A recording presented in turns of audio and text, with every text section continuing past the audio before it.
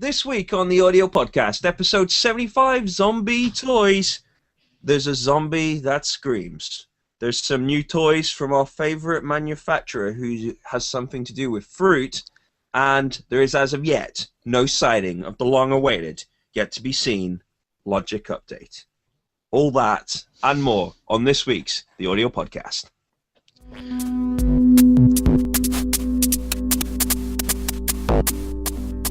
Thanks. I'm happy to go into the news now. This is like the first time I've read it, and Yeah, we can if you want to. If you're watching live with us or watching retrospectively, obviously you can get the show notes at theaudiopodcast.co.uk. This is show number 75, Zombie Toys. I'm Scott here. I'm joined by Samuel Freeman. hello, I'm Samuel Freeman. Hi Sam. Let's get into the news.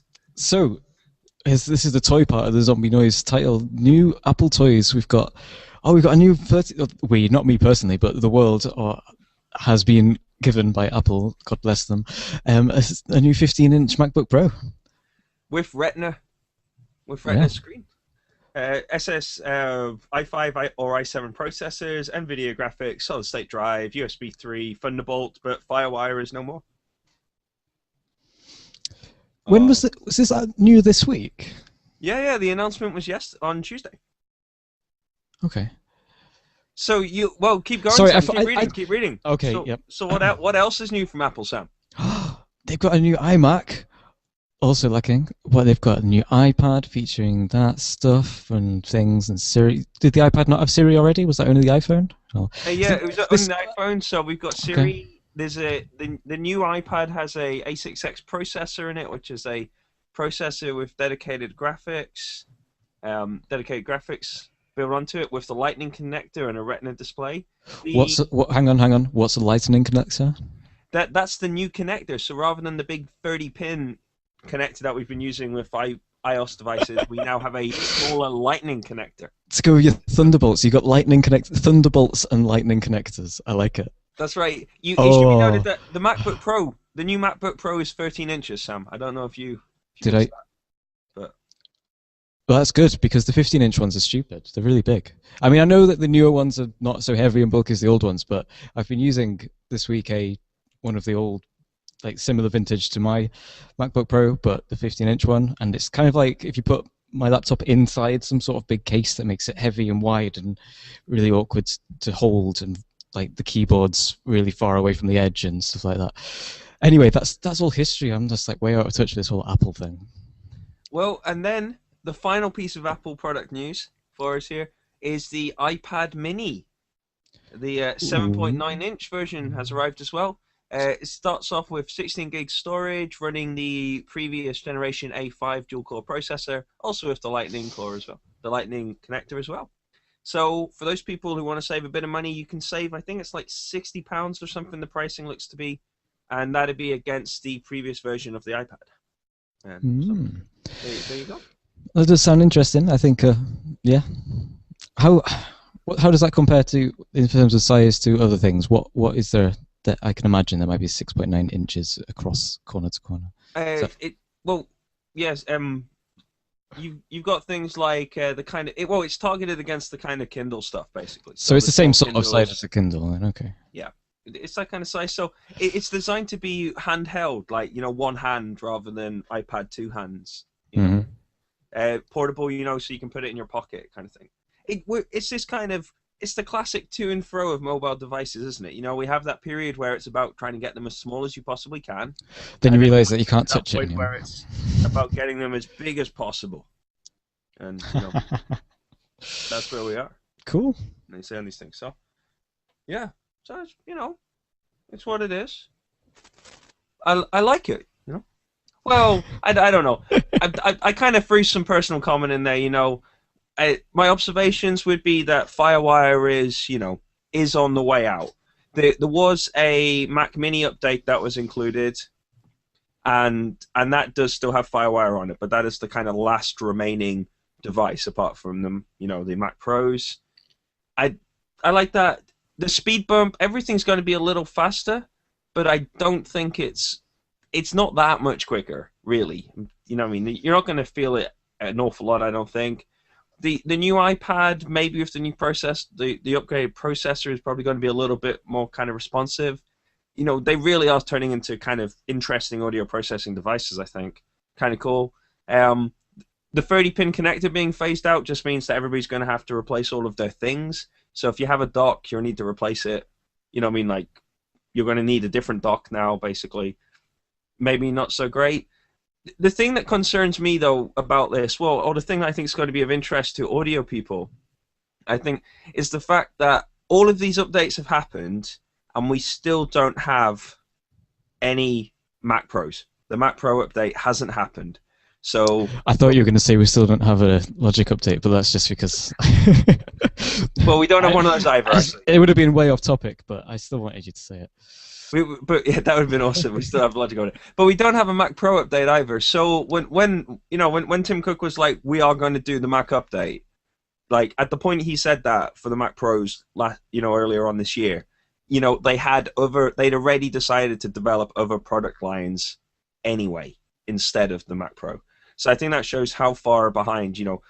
This announcement. Lots of people were expecting this announcement to be the iPad Mini. Because Amazon are really starting to make inroads into the kind of Apple in some of the Apple market space, but that's what this announcement was meant to be. People weren't expecting Retina MacBook Pros. They weren't expecting iMacs. They weren't thinking there'd be new Mac Minis. Yet all of that stuff has turned out, and we still don't have another Mac Pro. And you could update the Mac Pro just with a motherboard major revision, new motherboard, new set of processors in there, current processors. It's a simple update they could have done, and they just haven't done it. So I think that's an issue. It's, for me, I'm kind of sitting here. It makes me think that while we've suspected that the Mac Pro isn't a priority anymore, I think this is kind of severe confirmation of that fact now. Yeah. Hey, it's what it is. It's what it is, as they say. My mind was wandering on the idea of the Mac Mini, because I've always liked the idea of those, and I was wondering I was going to ask, and now I am, because I liked the idea that you could run it headless. You can just have it so that you switch it on and it's doing whatever you want it to do. Yeah. But obviously, you need to put a screen on it. And how do screens connect to the new Mac Minis? Is it HDMI output, or is it just the mini DisplayPort / Thunderbolt thing, or what? Does it have VGA? I'm curious, but I don't actually care enough to go and find out. And I'm asking you if you know, but I don't want you to go find out, because we could just move on to the next story. No, we can check and take a look there. All right. I suspect it's probably HDMI actually. I would have thought so. He goes for it. Let's find out. Native mini DisplayPort, DVI output, and VGA, and then dual link DVI, all out of the DisplayPort. So it's actually still the old DisplayPort there. There is also the HDMI output on it, and Thunderbolt. Yeah. So lots of options. Cool. Yeah, that's kind of nice. I think it's there, and yeah. Yeah, still there, and a FireWire 800. So that is that's I'm saying that's it. It's cool. It's bizarre, isn't it? I'm saying, who would ever have thought that we would look at a Mac Mini and I would say to you, the Mac Mini has FireWire 800 and a stereo audio in, stereo audio out on mini jacks. There we go. So see, these things may seem like would have been insignificant a short time ago, and now they're sound useful and rare on. Anyway, I wonder what the price of the Mac. Let me just check. Oh, I'm on the US side here, but $600, $800. So, it's probably starting to creep up a little. Well, it's still cheaper than a MacBook and a MacBook Air, I guess. So if you got a screen and you're just needing a little more processing, then well, the processors in there. You can get an i7, the top spec machine, 2.3 gig. i7, I'm saying that's fairly capable processor in terms of performance there. 4 gig of RAM in it, which can be upgraded to 8 or 16. So I kind of sit there thinking, is the Mac Mini actually the preferred audio choice right now if you don't need it to be mobile? Well, it's fairly mobile, because most places you go will have a television with HDMI in, for example, or a screen, or or a pocket projector doesn't give you very good resolution, but it is pocket size. You can fit a screen that's usable and is quite large into a box that's this big. So it really depends what you're planning to do with it. Yeah, no, I agree. No, I think that's cool. We'll have to see. And there was me thinking I wasn't going to buy another Mac. You never know. Maybe there's something. What I'm thinking is, because this might be the last time that something with that's because access to, as the FireWire drops off things, FireWire interface and things are going to become very cheap on the second-hand market, and so getting something that's as powerful as it will ever be with the FireWire built in. I mean, yeah, the adapter does exist. You can use Thunderbolt, but it's not the same, is it? It's just more things to go wrong in your chain. It is indeed. I'm just wondering, what's the height? 1.4 inches. How does that fit in terms of use? He looks down at a rack. It's probably a little. It's bigger than 1U, isn't it? That I think that's 2U size. But, I have to access that bit of my brain right now. But I'm just thinking that you could have a Mac Mini plugged into some sort of, in a rack alongside something like that, like an 828 or something like that, and you've actually got yourself a kind of nice, kind of digital mixer there, actually, using QMix, using the newly released version of QMix to give you the remote mixing off the iOS device, over an OSC connection. That's a really interesting idea, I think, there, actually. Interesting. Do we have any Motu stories today, or should we talk about Motu now? I don't think we have any Motu stories. Why? Do you want to talk about Motu? Only in passing, because I'm using a Focusrite Sapphire, and I'm very happy with it. And the Pro 14, I think it is. But if I had QMix, today would have been so much better, because that's all. The mixer on there's pretty good, but there's no effects. And when someone says, "Oh, can we have a bit of reverb on that?" and my brain goes to the possible options, and the second one it hit was Motu, and I don't have Motu, so. No, that's fair enough. Remember, you only actually get effects, reverb on the Mark III class stuff with QMix FX, not the original QMix version. That would be featured on the Mark II and the Traveler by default. So. Well, there you go. I'm glad I asked. No, I actually, because that's cool. Okay. Oh, and also at the same time, I could have had a compressor running on my microphone right now. It's very true. It's very true. Let's go on. Away from that, actually, we should just mention in passing, because it's probably interesting to some people. Well, it is relevant. The Windows 8 launch happens this week. If my memory serves me correctly, it's tomorrow. So there you go. Windows 8 and the Windows RT tablet, which is the Windows tablet, which isn't a full version of Windows, but you'd have to be pretty observant to have spotted that. Also appears this week at some point as well. So there we go. That's no Windows tablet. But anyway, real-time Windows. Okay. ASE Project Studio Expo. What? Hang on a minute. That's not the next story. I'm confused. Why did you? Is it not the next story? I thought that was the next story. It can be. I think there's two in between that, but that's okay. I haven't read that far down, but let's go for that. Project Studio Expo. Cool. Awesome. Developed in partnership with Sound on Sound and other stuff. I'm not going to read the whole blurb that you've put there, but I am loading the page so I can talk about it. So basically, the AES have decided that, as well as having the expo, they're a major expo, they're going to have a Project Studio element to it, which is going to be done as a kind of training, as a opportunity. So if you're running a home Project Studio, then it's an opportunity to go along and you'll be able to get some first-hand kind of, information and kind of training from the Sound and Sound team in Craig Anderton. So that's kind of cool. I think that's very cool. When I was first building the Project Studio, as I suppose it would be called, putting together computers and stuff, the AES was something that was like, AES EBU was like this thing that was on stuff you couldn't afford. It was like this inaccessible thing. So it's only as I progressed further and deeper into this murky world of music technology that AES is just like a bunch of people that do stuff. Yeah.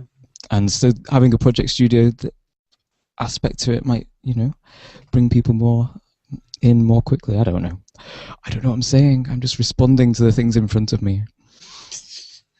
That's awesome. Shall we move on again then? Yes. What do you think is the next item? I thought that we were going to say how there was a leaked video of Ableton Live 9. Nice. Indeed there was. Live, the Ableton guys accidentally on purpose, you never quite know, uh, released a YouTube video of Live 9 in demonstration there. It's all over the internet as you would expect, as is often the case. I've put the link to the person who found it and spotted it, and there's a load of kind of new, kind of cool features in there. A couple of new compressors, new filters.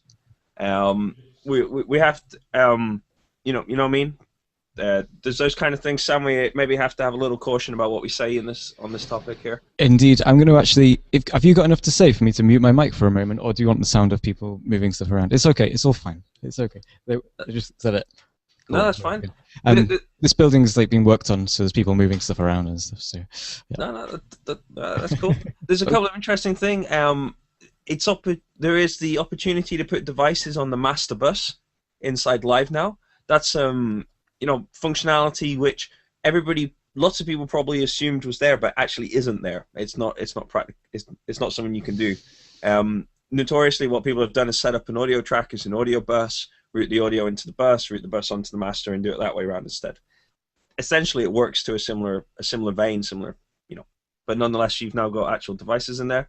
There's new displays, new kind of an interesting kind of wet-dry kind of mix, but as a setting within kind of compression devices as well, which is something I haven't seen. I don't recall seeing on any other DAW actually. I kind of question the purpose of that kind of thing anyway. Like I've never been a fan of using compression and dynamic effects on aux buses. I've always considered them either inline inserts or busing kind of effects, but that kind of wet dry aux relative mix.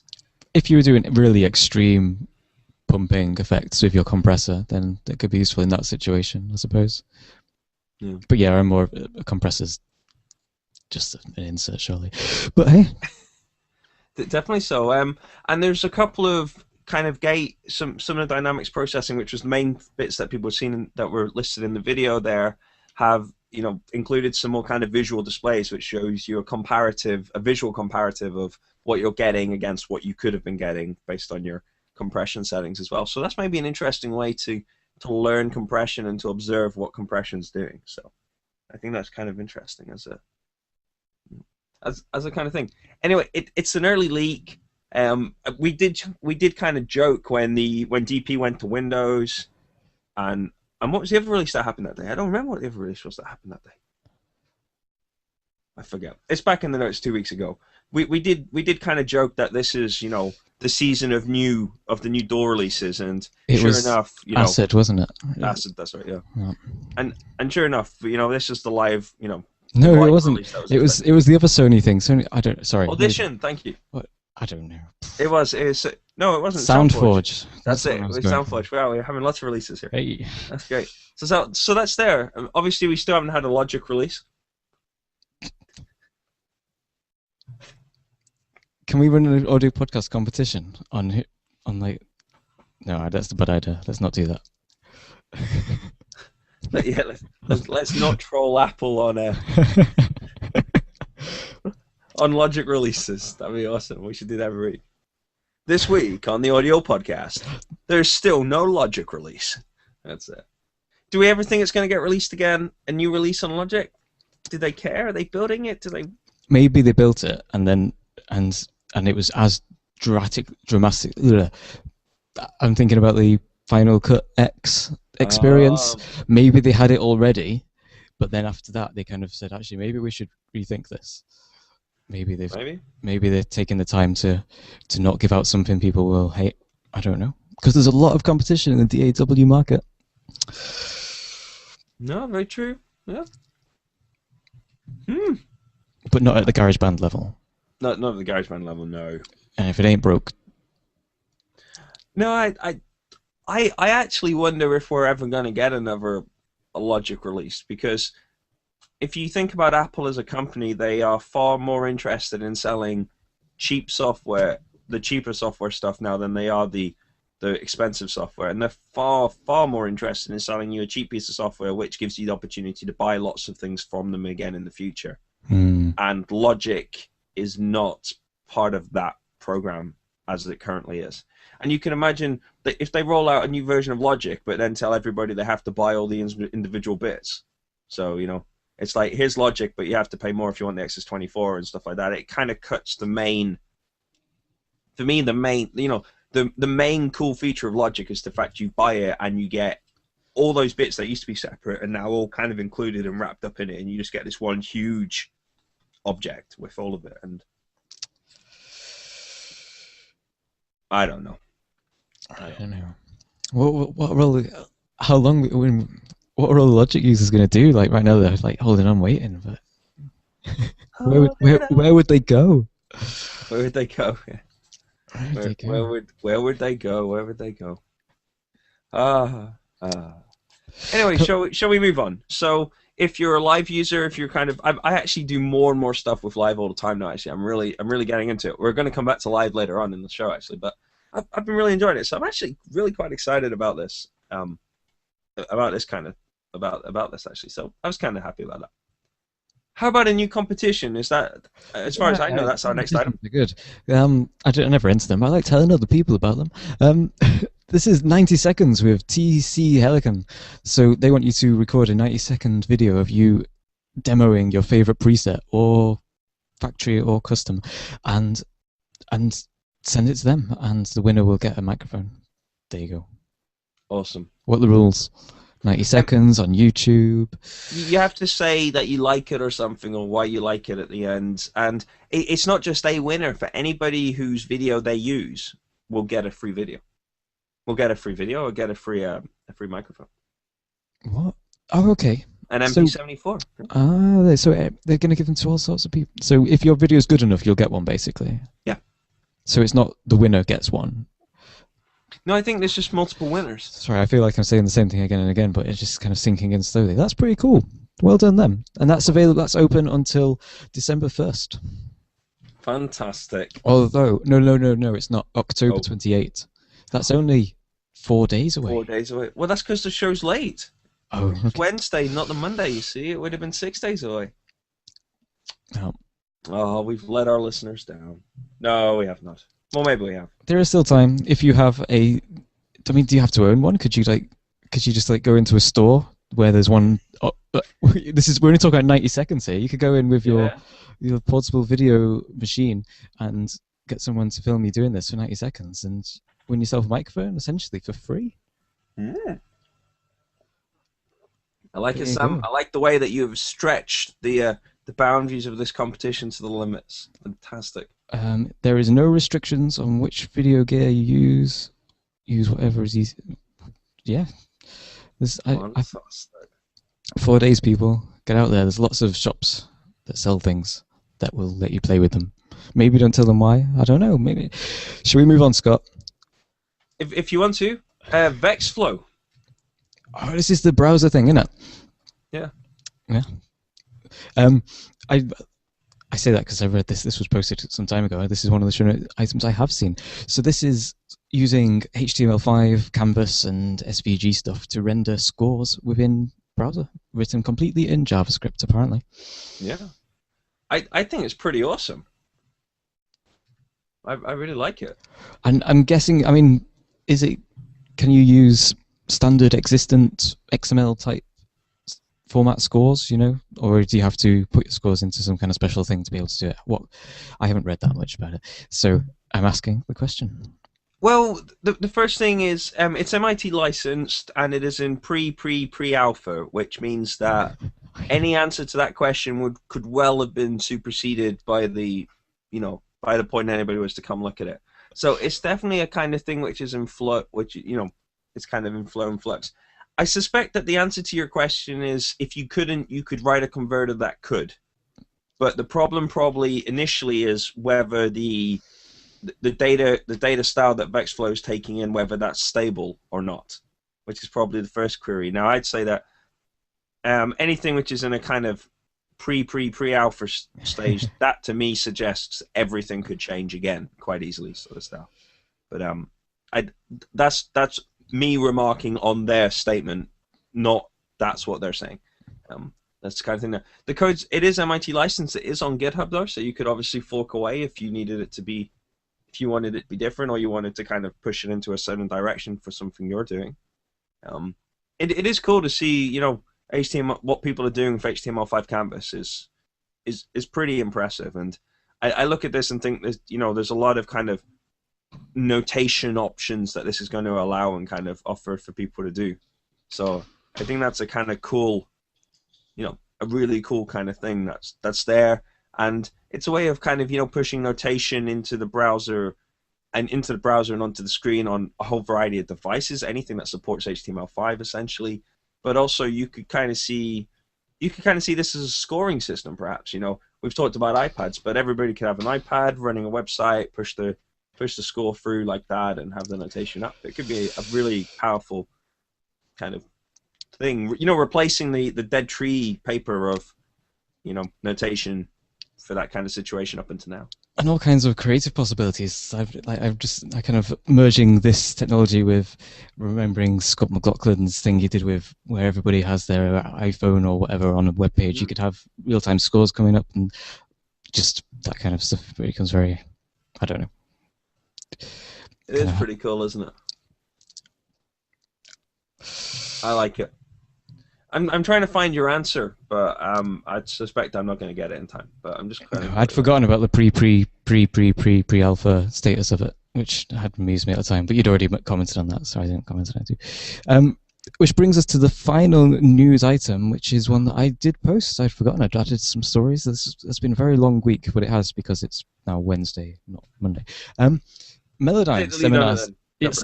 So Melodyne have doing seminars. So Mike Rilling is on tour around Europe, pretty much, going to SAE Institute schools to give demonstrations and talks on using Melodyne. So these are free to attend, I think. I guess you'd have to register to get in.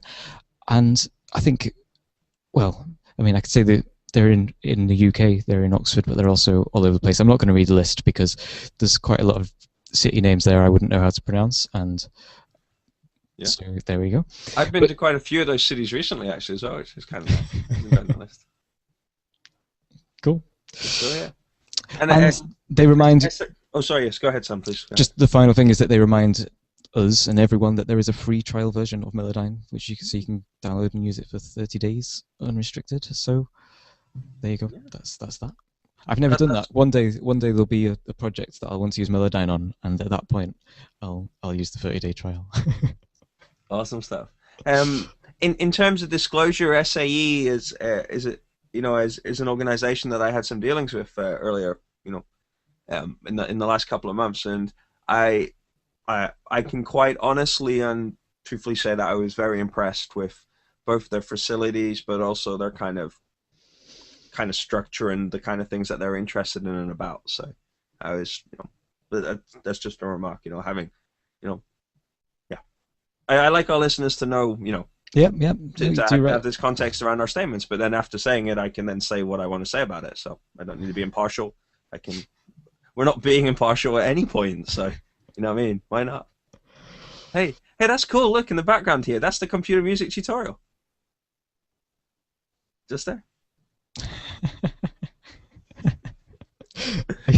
Sorry about that. I just realized it was there. I was like, that's ace. Oh, sorry. I took me a while to find it. I was looking on the story page. Yep, there it is. I can see it. Sorry, wait. Here, I just there we go. Other way. There we go. The computer music tutorial. Curtis Rhodes. Just classic tome of information. Yeah. It supports that bookshelf very well from that position. Anyway, so that's us made it to the end of the formal news section. We had so much fun tweeting when we went through the audio podcast on Twitter. Should we have a quick little dash through and see if there's anything? Do it. I'm going to load the other browser, which should be logged in as the audio podcast on Twitter. Fantastic. I have a TweetDeck session running here with it loaded up as well. For people who watch the show live or who are kind of hanging about our stuff, this would be a great opportunity to tweet us at the audio podcast, and we will almost certainly come across it. If you were to do this, even if you do it after not, later on, and then we're still kind of get them, feel free to send any remarks you want to. Perhaps your favorite page from the computer music tutorial. Fantastic idea. I don't know if there's anything that particularly catches my attention in here, though, as we have a look.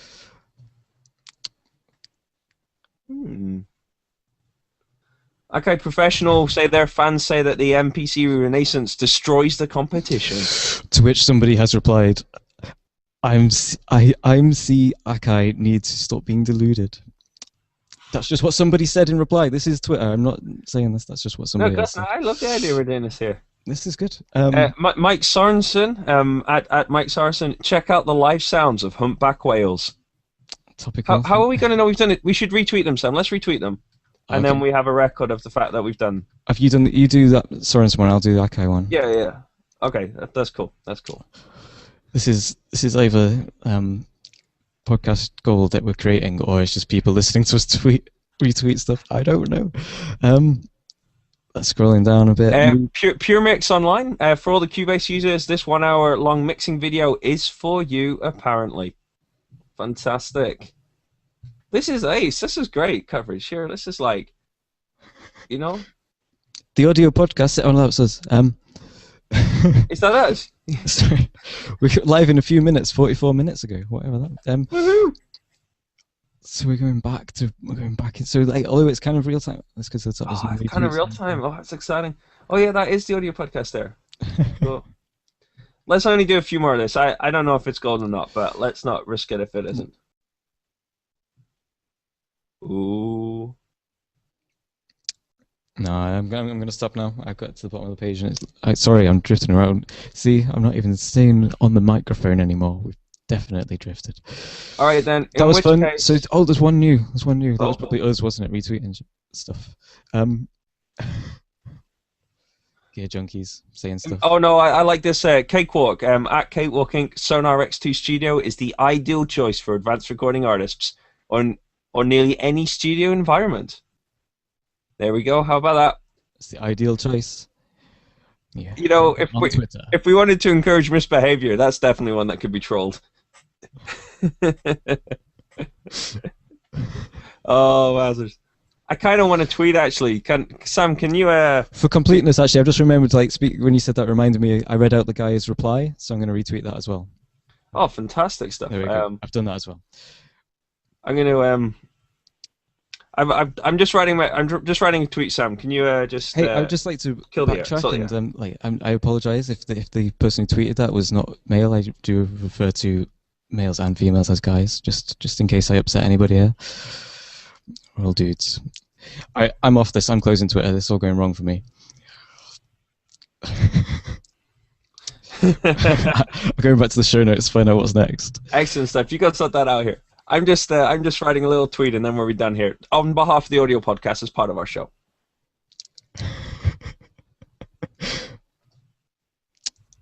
We can't hear you type. Podcast gold.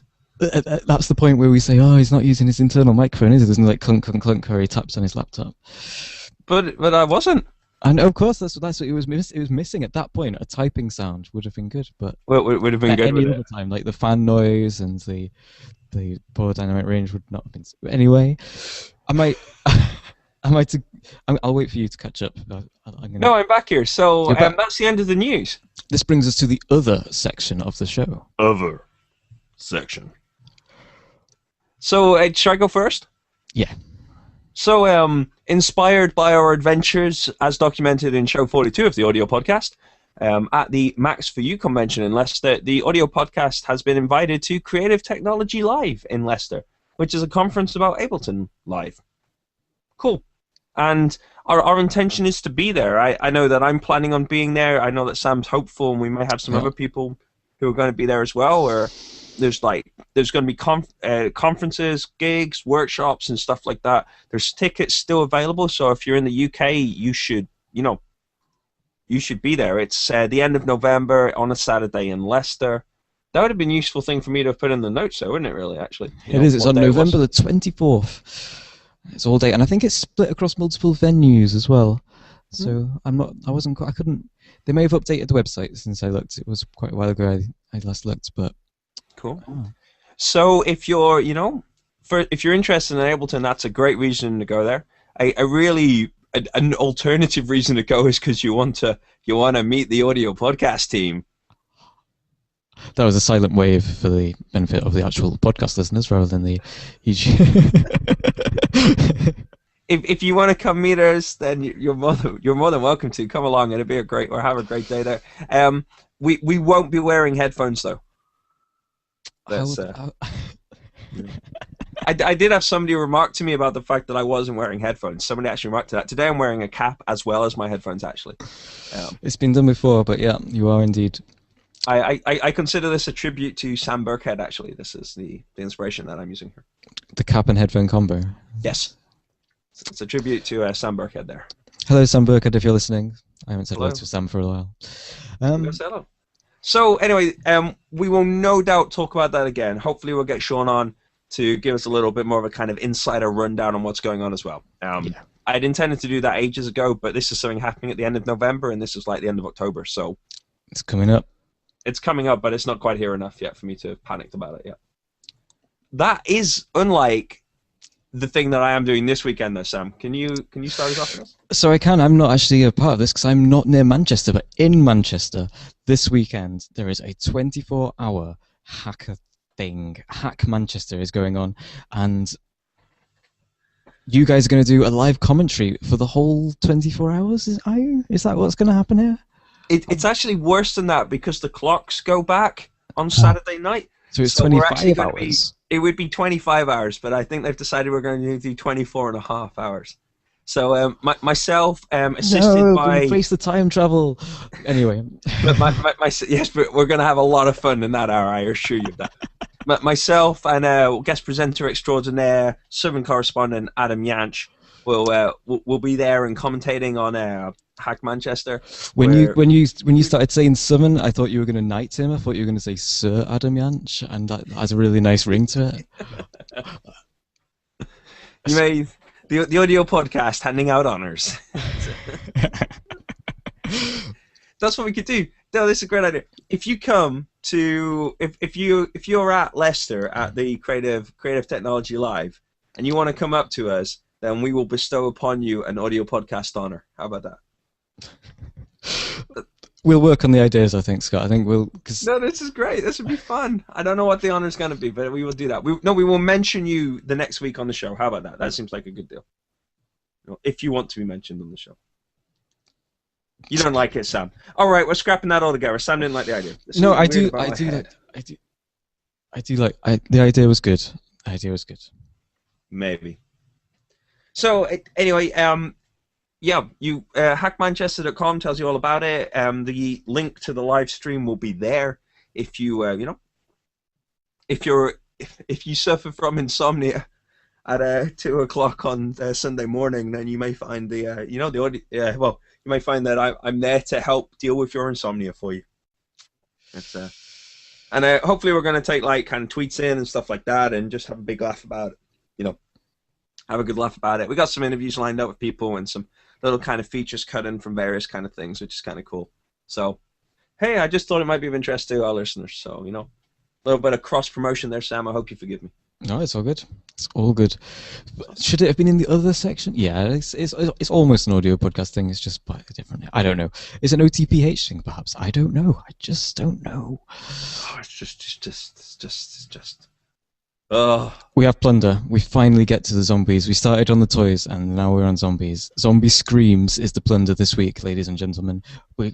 Can we do Zombie Screams instead of a plunder ARG?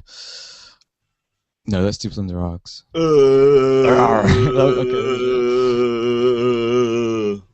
I wish I had the camera on. Then I'm gonna have to watch back to see what you looked like when you made that sound. My screen's not big enough to have the hangout visible as well as the notes. Ah, I see.